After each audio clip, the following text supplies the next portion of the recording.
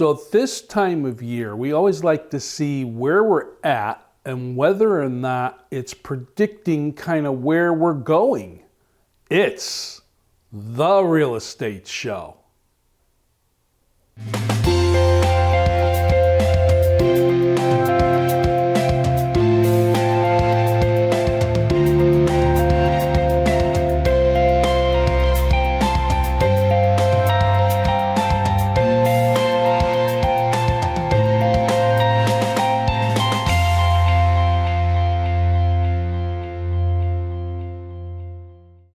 Welcome to the Real Estate Show. My name is Rick Naples. I am the owner-broker of Zone Realty LLC. You zone your home with an office in Plainville, Connecticut.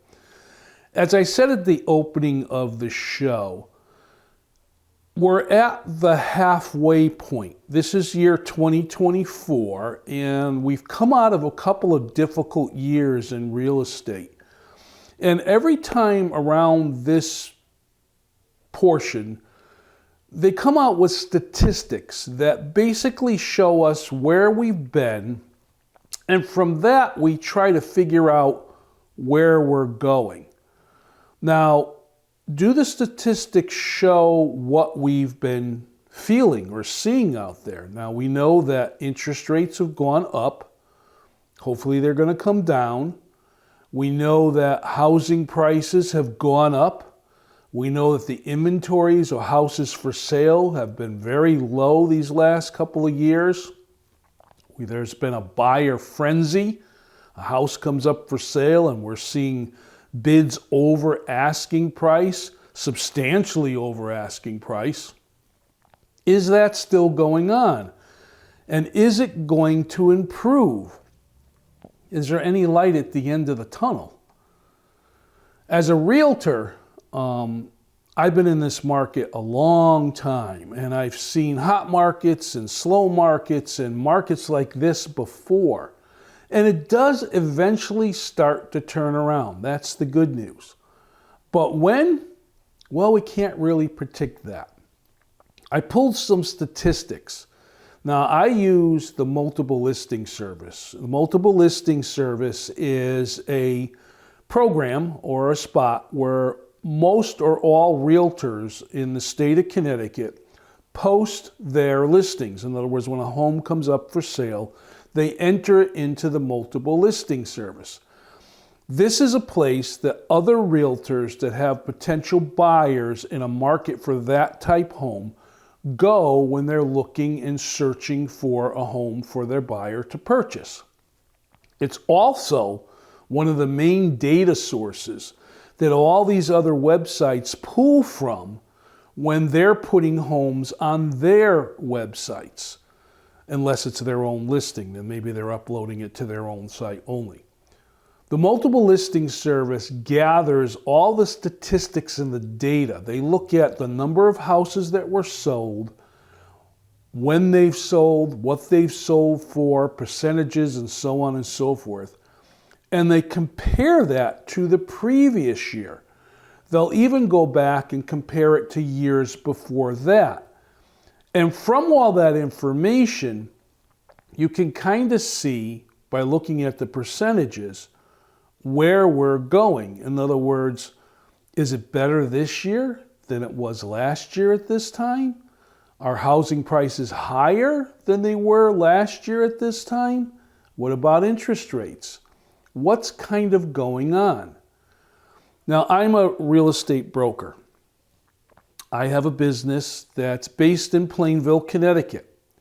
I'm mainly Hartford County, although as a realtor, I am licensed in the state of Connecticut, which means I can list and sell a home anywhere within the state of Connecticut boundaries. I even have a membership to a referral network where I'm able to help someone who's looking to sell a home and perhaps they live in another state. When a listing comes onto the multiple listing service, one of the data things that it's looked at is the time that it's on the market. In other words, when it was entered, put into the multiple listing service, which is usually the day of activity for the listing, unless it's a delayed listing, and I won't get into that right now. And it counts the days until the realtor goes in and changes the status. In other words, there's a deposit on the house or the house is closed.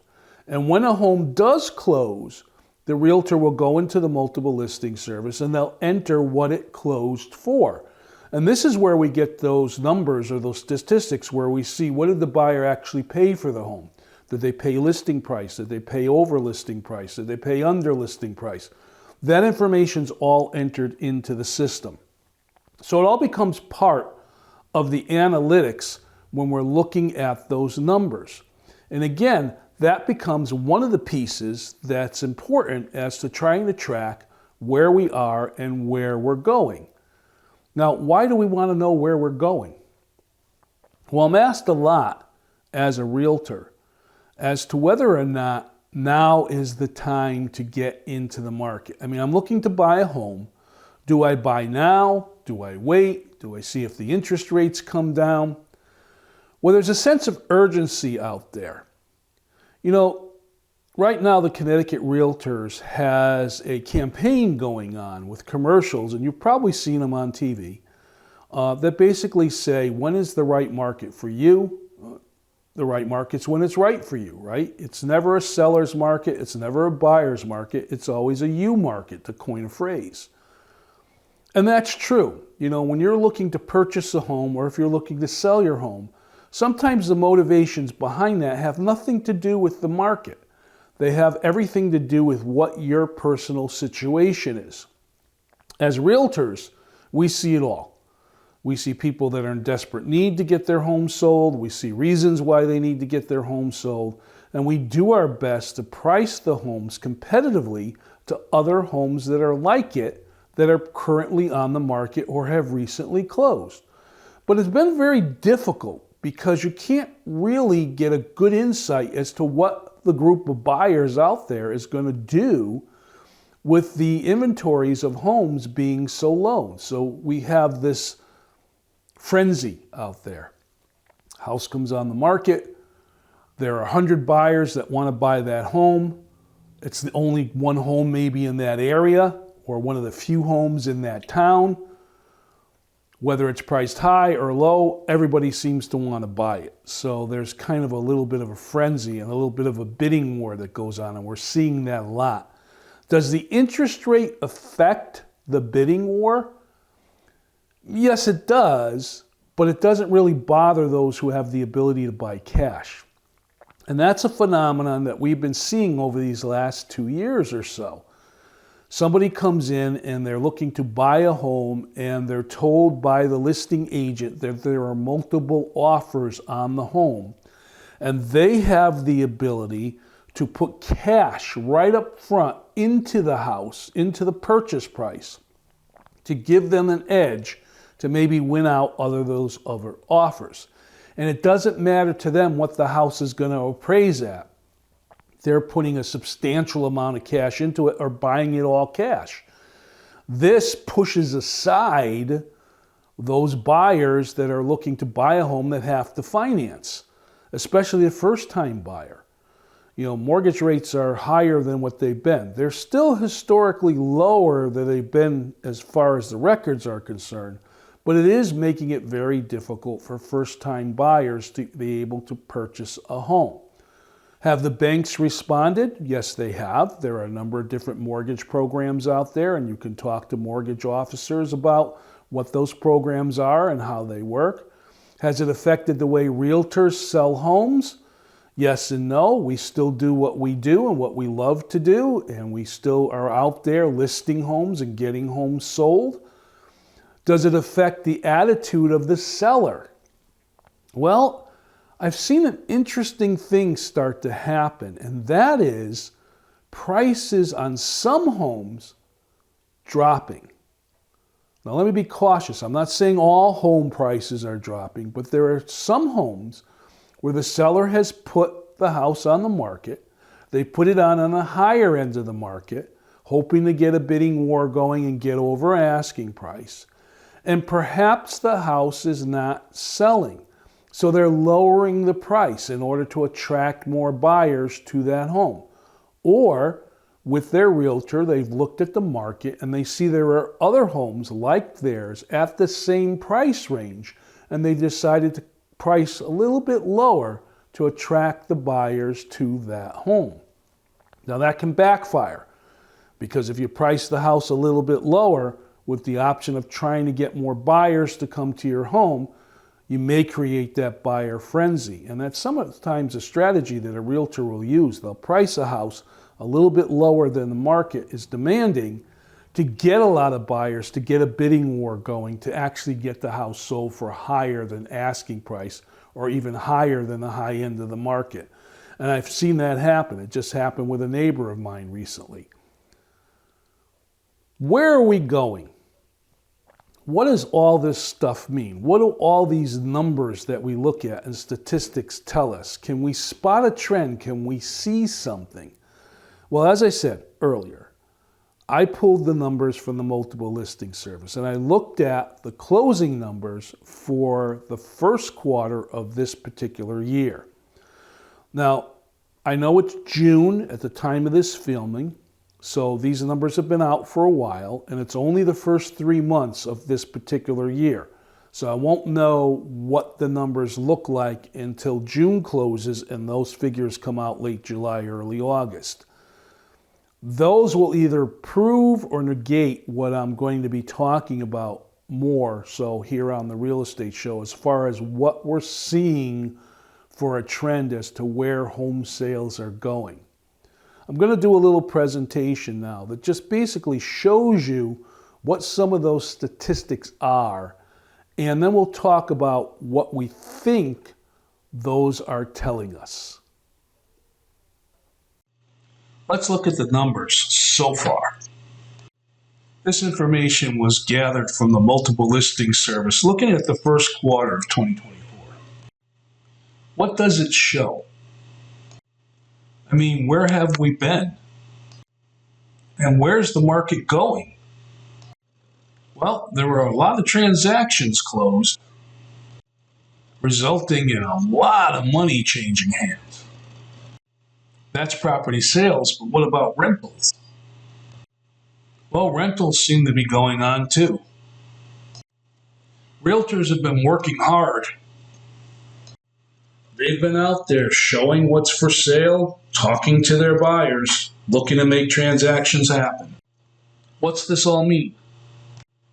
Well, the buyers are still out there buying homes. Sellers are still selling homes.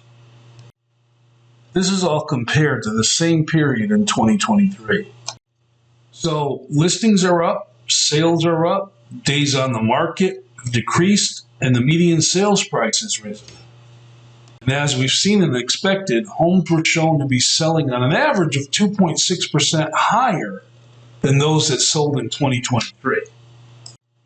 I'm Rick Naples, broker, realtor, Zone Realty LLC, licensed in Connecticut, 860-385-2218. Again, just looking at the Harford County area, which is where my office is based. And again, I want to say that, these numbers are pulled in and they're basically statewide numbers when you look at the total analytics, but I'm just looking at my county, Harford County, the area my office is in, and the surrounding area, and saying to myself, is that representative of our whole state? And usually when you look at the state statistics, the whole state, compared to, say, a specific county, unless it's one of our smaller counties, the numbers are quite parallel to each other. So I'm deriving a few little things that I'm seeing. It has confirmed that home prices have gone up. Not by much, but they are still going up. Now, the important thing about that is we always know that in the real estate market, homes are a good investment. Homes' values always go up unless something has happened to undermine that. And I did talk about that on a previous real estate show on some of the things that sellers do that devalue their homes without them even knowing about it. But home prices always increase. So no matter when you buy or when you sell, it's going to depend on what's going on with the market at that particular time.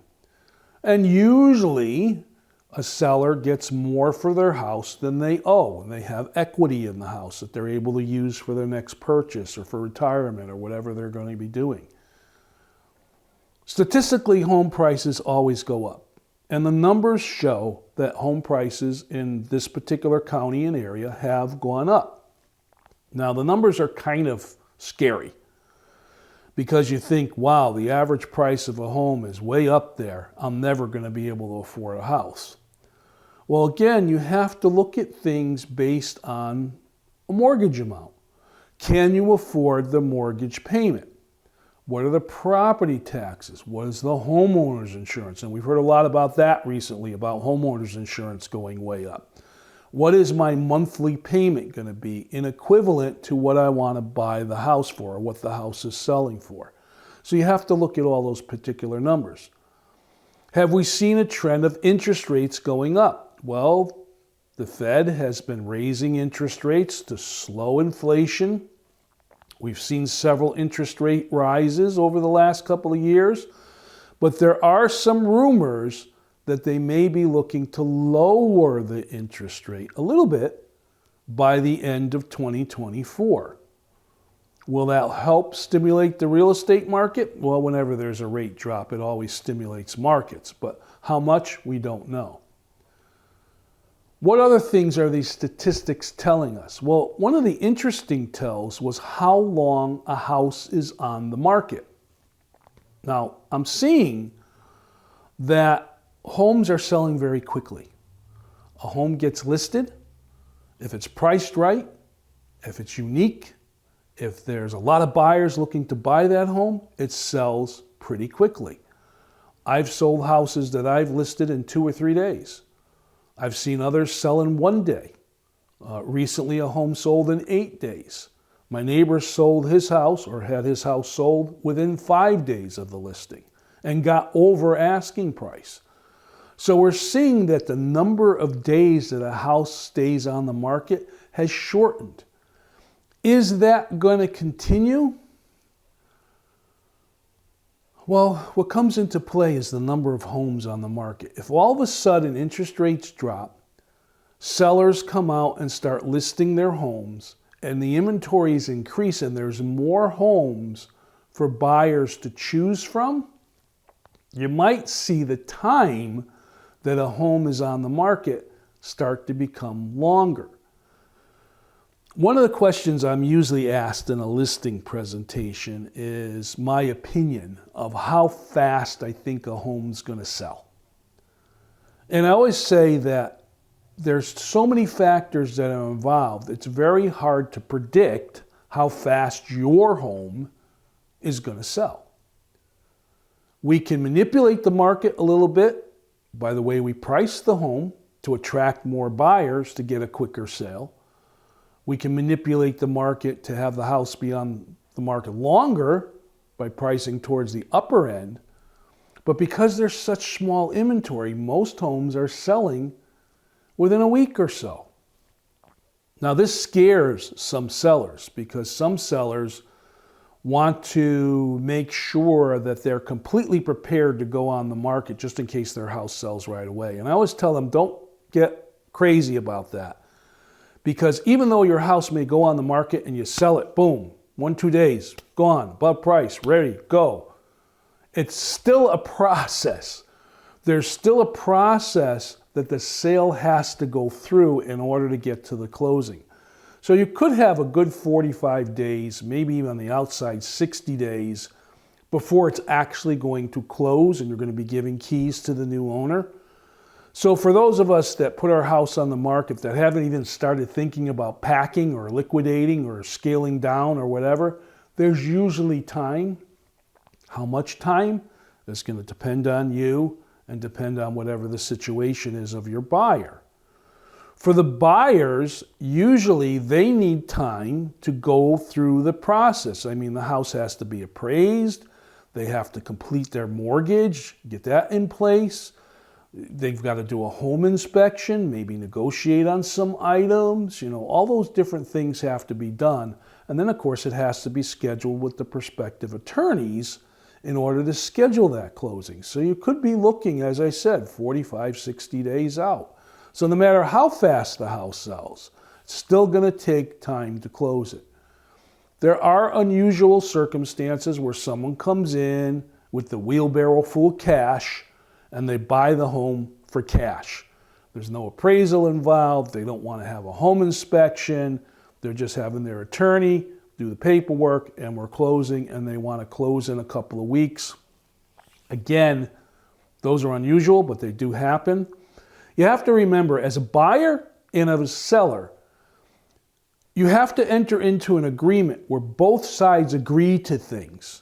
You know, you can't have a buyer come in and say, I'm going to buy your home for cash and I want you out in 2 weeks, if it's not going to work for the seller that way. You can't have a seller say, I want to sell my house, I want it over my asking price, and I want to close in a week, if it's not going to work for the buyer. It's a two-party situation, so everybody has to agree in order to get to the closing table so that everybody's satisfied.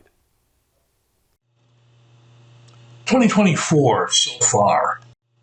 To keep it simple, I'm just going to look at Harford County. These are MLS statistics through the end of April, so the first quarter. Well, the median price is up there, and the average is pretty high too. Prices are up by about 11.3% over last year. Condo prices are up too, slightly higher than residential homes. Are homes and condos selling faster? They are, by a little bit. Overall, the time is shortened because of the low inventory. And what about that supply? So far, we're running about 10% less than last year. So, prices are up, inventory's low, homes are selling faster. Will this improve? Well, keep positive. Markets get hot, then they're not. The second quarter numbers will be a little more telling. Wait till the summer ends. And I'll show those numbers as soon as they come out. I'm Rick Naples, broker of Zone Realty LLC, 860-385-2218. So what's all this mean? Is it a hard market? Is it a tough thing to do a real estate transaction? I'm going to say yes, but I'm also going to say no. It depends. You know, we as realtors are experts. We are trained, we're knowledgeable in the markets, and we're trained on residential sales, commercial sales, and so on and so forth. We kind of know the process. We know how things are supposed to go and how to move the transaction from the time the home gets listed to the time the offer is made, right on through to the closing desk where the properties change hands. We've gone through a lot of education. We've trained ourselves.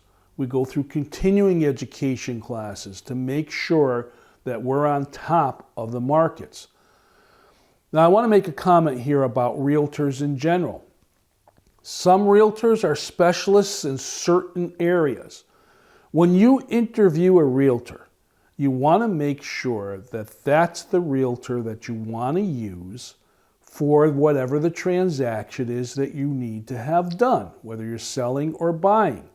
That it's somebody you can put your trust in. It's someone who's knowledgeable, who's going to help guide you through the process. Because your realtor is also going to be someone that you've got to have confidence in. You're going to tell them things that you don't want them sharing with anyone else, your financial situation, your needs situation, and so on and so forth. So make sure you pick the realtor that you're comfortable with. But also, do your due diligence. Make sure that that realtor is going to be someone that has the ability to complete the task, whatever that task may be, at hand. My name is Rick Naples, and this has been The Real Estate Show. I thank you very much for watching, and I'll catch you next time.